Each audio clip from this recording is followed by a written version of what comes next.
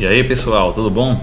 No vídeo de hoje a gente vai falar sobre mais um assunto de biologia, né? Revisar assim o nosso conteúdo para o Enem, né? Hoje vamos revisar embriologia animal, né? Então o assunto de embriologia, né? A ciência que estuda o desenvolvimento do embrião, certo? Principalmente, claro, a gente vai focar, né, no desenvolvimento embrionário dos vertebrados, né? Mais focado para o lado humano. Ok? Então vamos lá. Antes de a gente falar de embriologia, vamos falar também sobre o processo de formação dos gametas, né? Há uns 2 vídeos atrás eu tinha falado com vocês sobre a divisão celular, falei do processo de meiose, né? No último vídeo falei sobre o aparelho reprodutor masculino e feminino, e a gente precisa falar agora da formação dos gametas, né? Então, os gametas, né, masculinos, eles se formam, como eu já tinha falado na última aula, no último vídeo, aqui nos testículos, ok? Aqui os testículos, ó, que fica protegido aqui pelo escroto, né? É o local onde ocorre a formação dos espermatozoides e a maturação aqui nessa região do epidídimo, ok? Quando o homem vai ejacular, os espermatozoides saem aqui pelos canais deferentes, né, vão recolher aqui o líquido do esperma que vem da próstata junto com as vesículas seminais, certo? E também a glândula bulboretral, que vão formar aí o líquido, né, que forma o esperma, né, para a ejaculação. Então, como é que se forma, né, os espermatozoides, né, no homem no processo de gametogênese, né? Então a gametogênese masculina também pode ser chamada de espermatogênese, certo? E ela envolve 4 fases, ó. Uma fase chamada de fase de multiplicação, onde ocorrem sucessivas mitoses. Outra fase, que é um período de crescimento, onde, né, vai haver um crescimento das células sexuais. Depois o período de maturação, que é propriamente dito aqui a meiose, certo? E essa etapa aqui, que é exclusiva da gametogênese masculina, certo? Que é o processo de espermiogênese, ou alguns livros trazem como processo de diferenciação, né? Quando as células formadas aqui, que a gente vai ver daqui a pouco, vão se transformar nos espermatozoides. Então, o que acontece, né? As células sexuais, elas vão sofrer esse período aqui de multiplicação, sucessivas mitoses, né? Isso acontece o tempo todo no homem, certo? A todo momento a gente está aqui multiplicando nessas células sexuais, certo? Essa multiplicação começa lá por volta dos 7 anos, 8, certo? E vai ser bem mais estimulada aqui no período da puberdade, certo? Quando o homem começar a liberar mais hormônios sexuais masculinos, em grande quantidade é a testosterona, né? Que vai fazer com que desenvolva-se as características sexuais secundárias, certo? Então, essas multiplicações aqui vão formar células que a gente vai chamar de espermatogônias, certo? As gônias aqui masculinas ou espermatogônias. A espermatogônia vai sofrer um processo de crescimento, que corresponde, na verdade, àquele período de intéfase, certo?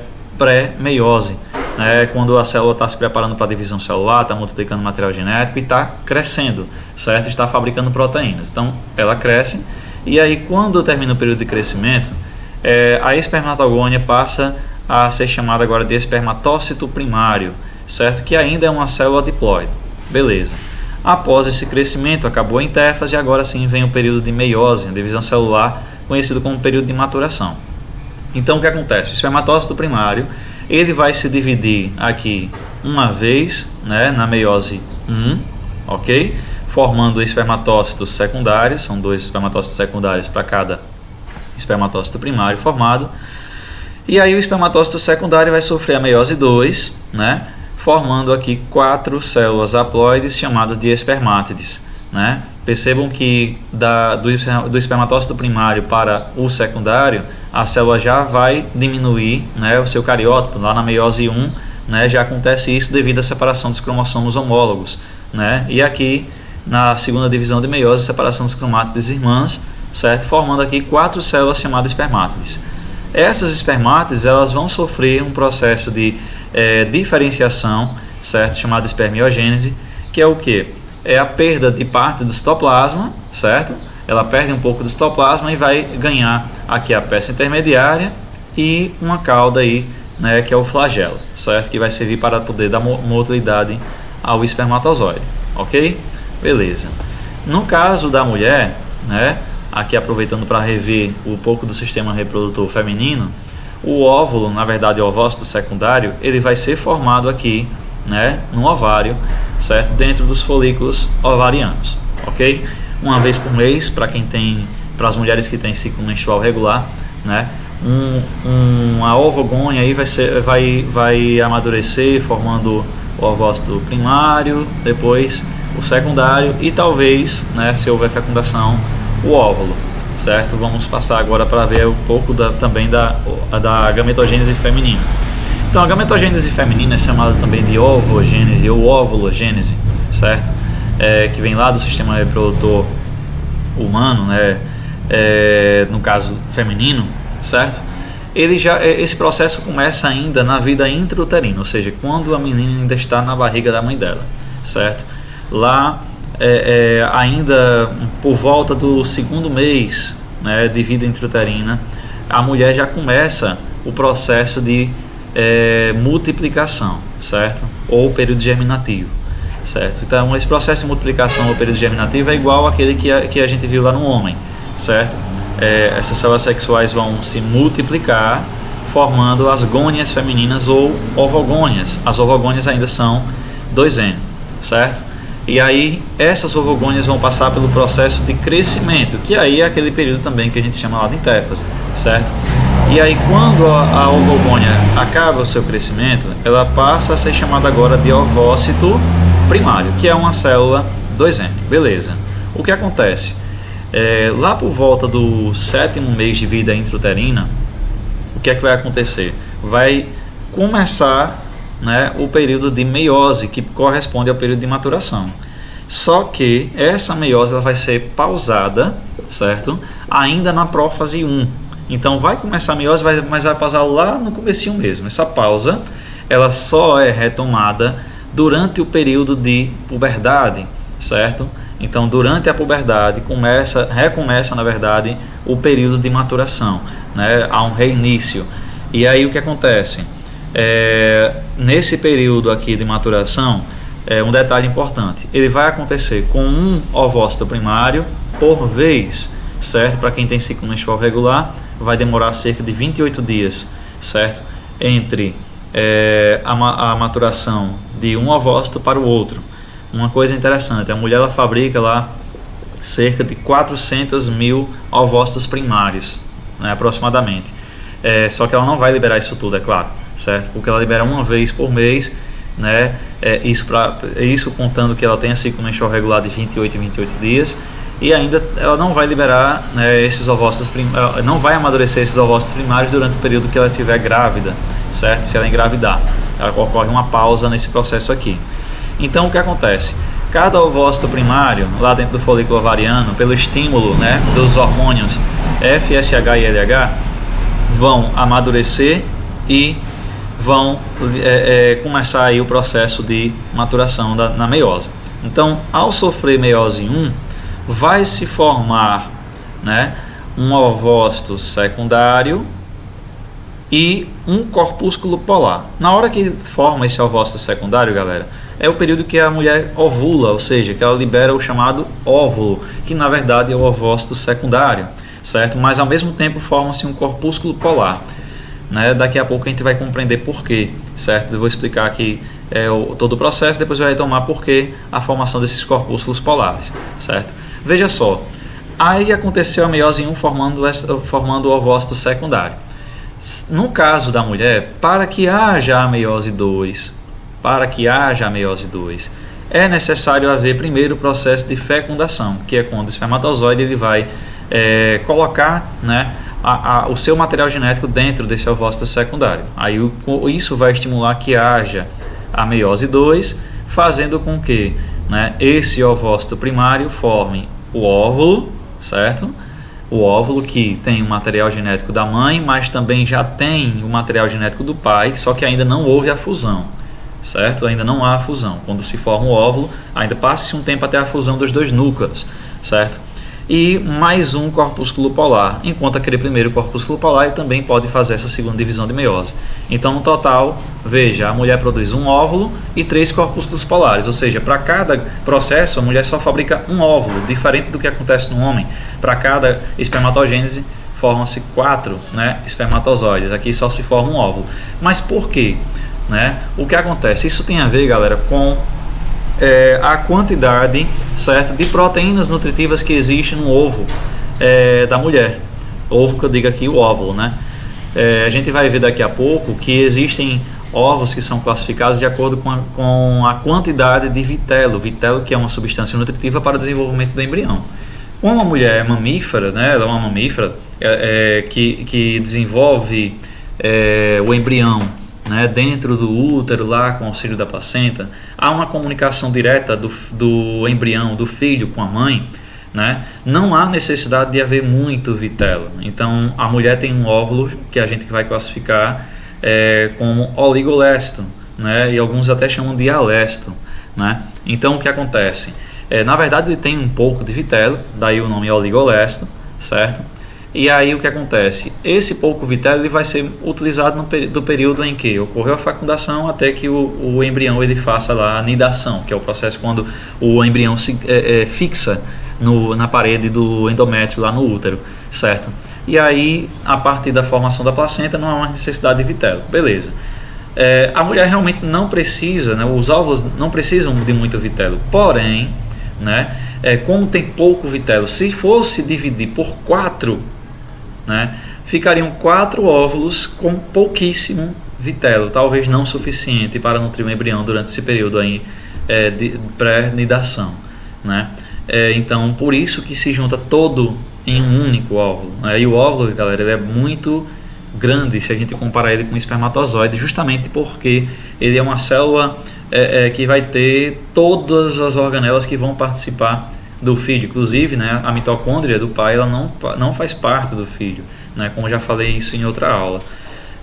E também é uma vantagem para a gente, porque já imaginou toda vez que a mulher engravidasse, né, ela tivesse aí 4 óvulos formados, 4 filhos, né? O processo de gêmeos acontece, mas é totalmente, né, alheio ao que estamos falando da questão da ovogênese, beleza? Então por isso que a mulher fabrica apenas um óvulo. Ok. Então aqui, como eu estava falando dos tipos de óvulos, ó, existe o ovo oligolécido, que é um ovo que tem pouco vitelo, que está bem distribuído em todas as partes, certo? Existe o ovo mesolécido ou heterolécido, em que há uma concentração maior de vitelo na região aqui, certo, do polo vegetativo, que é essa região abaixo, e uma pouca concentração no polo animal, certo? Nessa figura aqui não está mostrando, mas aqui eu também tenho vitelo, certo? Só que em pequena quantidade. E aqui eu tenho vitelo em grande quantidade, mas também não é tão concentrado para estar totalmente pintado desse jeito, certo? Professor, por que que eu tenho que saber essa questão dos tipos de óvulos, ou por que tem que saber essa questão da distribuição do vitelo? Porque é o seguinte, gente, a quantidade de vitelo presente no óvulo vai estar totalmente ligado aos tipos de divisões que vão acontecer nesse óvulo, o tipo de segmentação, certo? Quanto mais vitelo em uma região, menor o número de divisões celulares, certo? Se tiver muito vitelo mesmo, nem chega a acontecer divisões celulares, certo? Então é importante saber disso para a gente compreender o que a gente vai falar daqui a pouco do processo de segmentação. O terceiro ovo aqui que a gente fala do megalesto ou telolesto, que é um ovo, gente, que tem vitelo, muito vitelo no polo vegetativo e pouquíssimo não tem vitelo, né, nessa região aqui do polo animal, certo? Só em uma regiãozinha aqui mesmo, ó. E o centrolesto, que vai ter uma grande quantidade de vitelo concentrada no centro do ovo, daí o nome centrolesto, né? E nada de vitelo nas suas bordas ou extremidades. Ok, pessoal? Isso aqui, galera, vocês dão uma lida depois. Não é assim, pelo menos para o Enem, não é necessário estar decorando isso aqui, certo? Onde vai se encontrar cada tipo de óvulo, ok? Num vestibular tradicional, talvez até se cobre alguma questão desse tipo, mas também não é tão fácil de se cobrar esse tipo de questão, ok? No Enem, como é muito decoreba, não é cobrado, beleza? Vamos lá. Bem, o processo de fecundação, como eu já tinha falado, né? Ele aqui ó, uma imagem mostrando a diferença, né, dos tamanhos de espermatozoide do ovócito secundário, na verdade, né? Vários espermatozoides aqui tentando, né, uma brecha para poder fecundar o óvulo.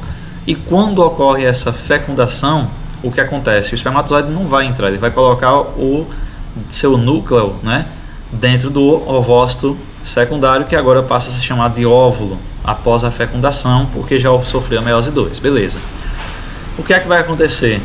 Esses núcleos eles vão se fundir, formando, gente, uma célula chamada célula ovo ou zigoto, que vai sofrer a primeira mitose, né?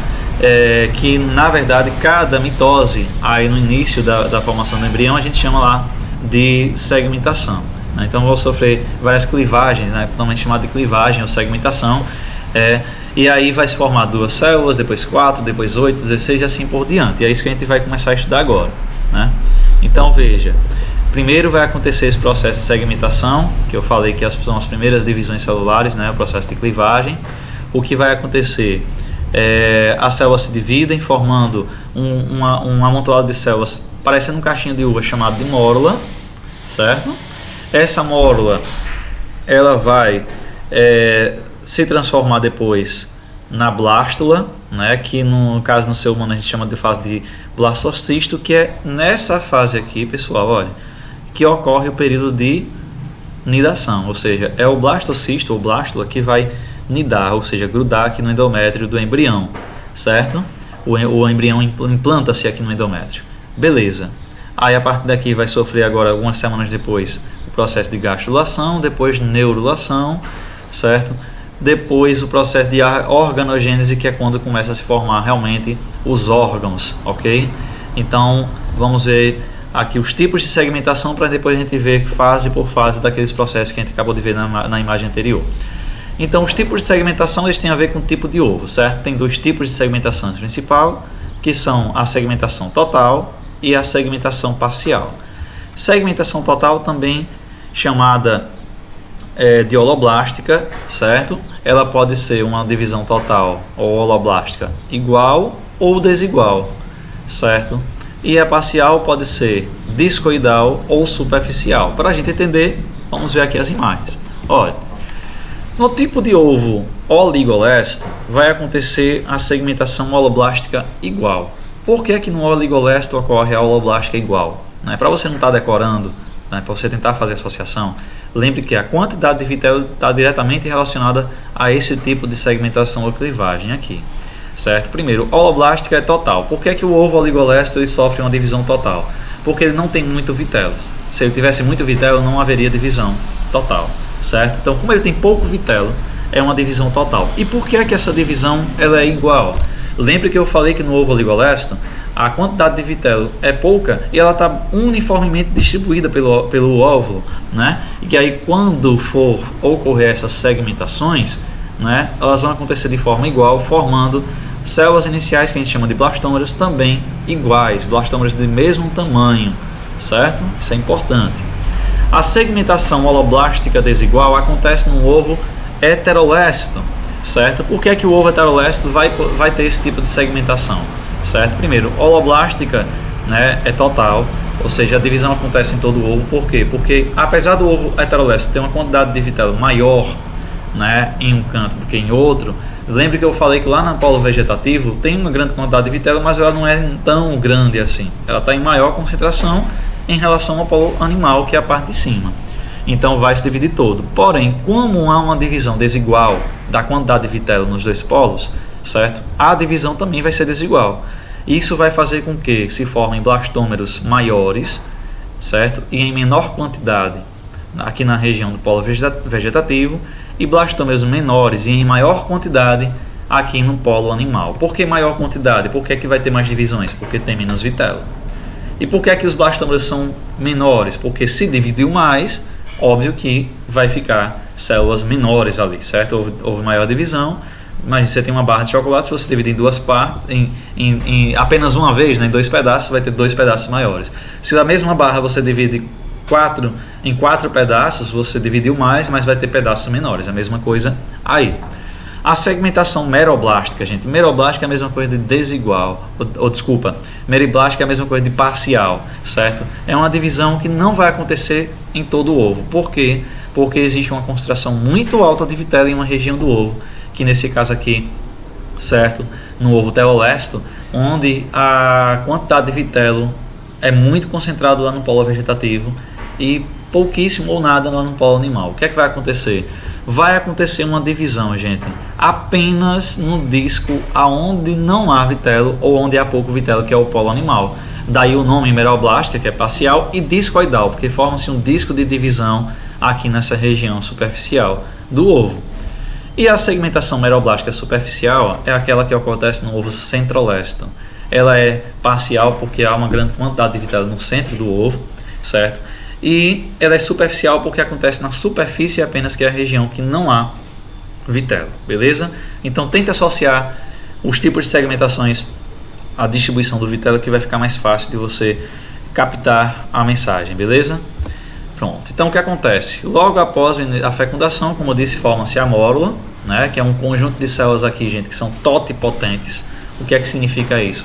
Qualquer célula aqui, ela pode se transformar em qualquer tipo celular, em qualquer tecido, porque elas ainda não se especializaram, elas ainda não se diferenciaram, certo? São as famosas células tronco embrionárias. Existem células tronco no adulto, né, mas que são pluripotentes, não totipotentes, total mesmo, né? A gente encontra aqui na mórula. Essa mórula, gente, vai sofrer uma invaginação formando a blástula, certo?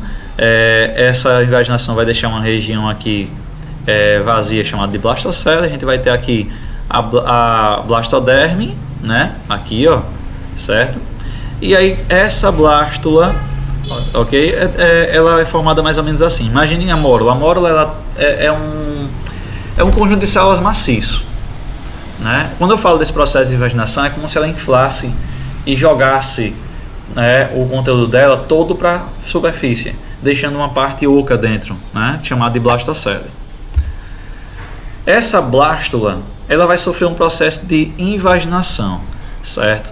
Aqui, ó, vai haver como se fosse uma força aqui para cima, ó, certo? Que como se estivesse empurrando, né, essa parte inferior para cima, dobrando ela assim, ó, deixando agora uma cavidadezinha aqui, certo? Diferente, né? Esse é o processo de gastrulação. No final nós temos a gástrula. Gente, na gástrula já tem o arquêntero, que é o intestino primitivo, e o blastóporo. O blastóporo é aquele orifício que vai dar origem à boca e ânus, ok? Então eu já tenho aqui o arquêntero, o blastóporo, certo? Eu tenho uma camada de célula chamada de ectoderme e outra chamada de endoderme, que alguns autores vão chamar de mesentoderme. Por quê? Porque ela é endoderme, e da endoderme vai surgir outro tecido, que é a mesoderme, certo? Aqui é uma visão do microscópio, certo? Vamos lá.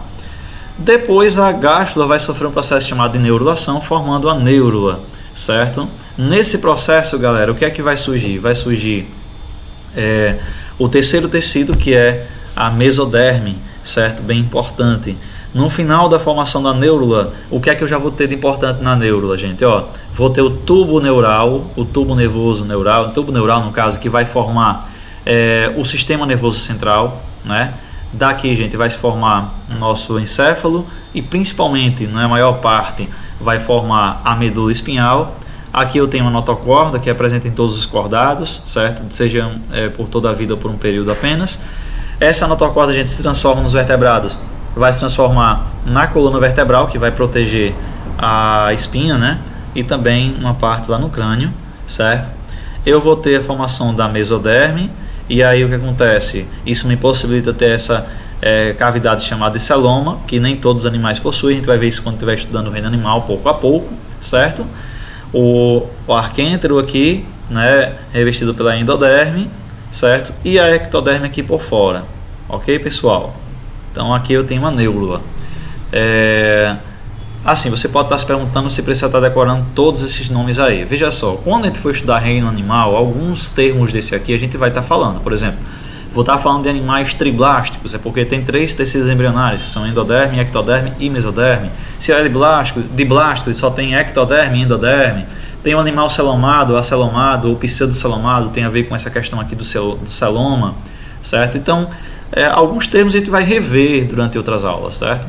Não precisa estar decorando exatamente a figura, porque no Enem não vai cair uma figura perguntando para você o que é cada parte dessa aí. Nos vestibulares tradicionais, né, quem se interessa em fazer, eu aconselho até dar uma fixada aqui nessa imagem aqui para poder tentar memorizar um pouquinho, sim.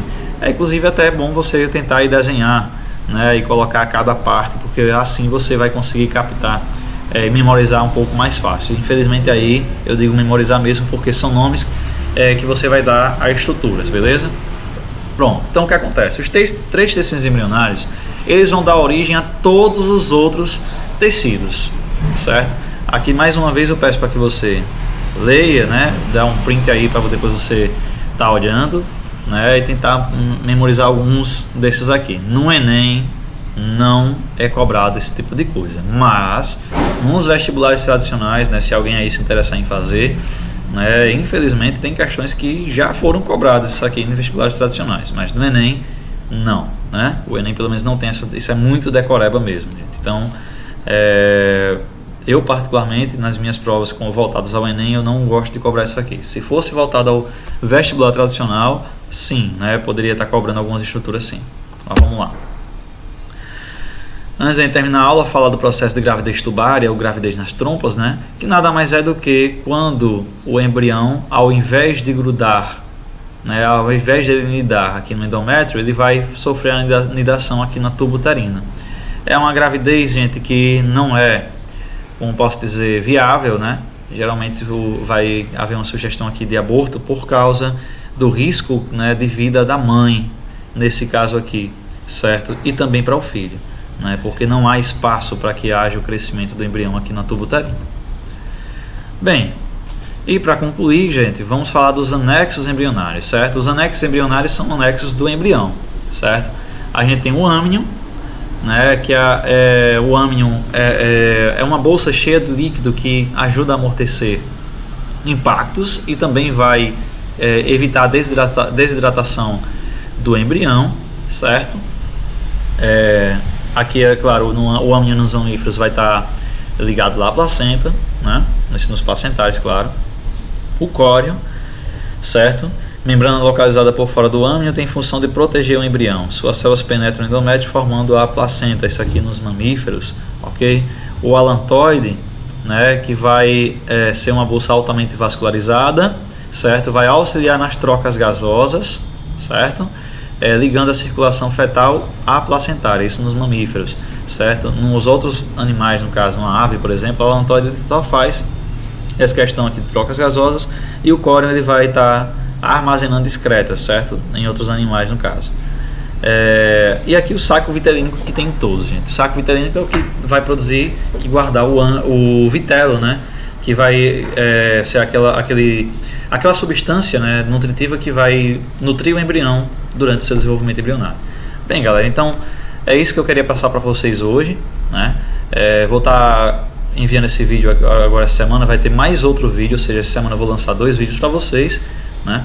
Então espero que vocês possam estudar e qualquer dúvida estou aí à disposição pelo WhatsApp, beleza? Valeu e com fé em Deus até breve presencialmente. Valeu, gente!